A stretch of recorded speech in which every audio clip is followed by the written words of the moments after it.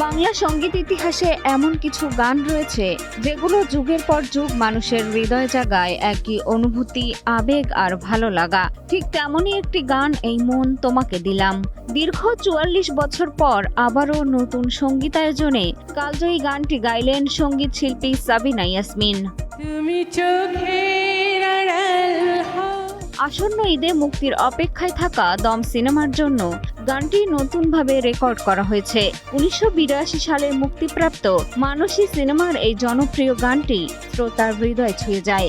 এবার আসছে চমক নিয়ে। সংস্করণে যুক্ত হয়েছে তনয় পারভেজের লেখা নতুন কিছু কথা। পদ্মা সেতু, মেট্রো রেল এবং এলিভেটেড এক্সপ্রেসওয়ে নির্মাণের গর্বিত অংশীদার বসুন্ধরা সিমেন্ট। প্রেম তোমাকে দিলাম।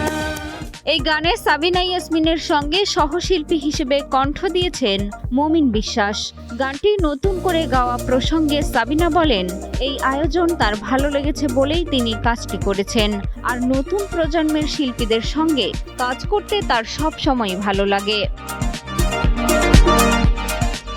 দম সিনেমা নিয়ে দর্শকের আগ্রহ তুঙ্গে। এবার তার সাথে যুক্ত হয়েছে সময়ের আবেগ, এক প্রজন্মের স্মৃতি আর এক কিংবদন্তির অমলিন কণ্ঠস্বর, যা এবারের ঈদ আনন্দকে করবে দ্বিগুণ।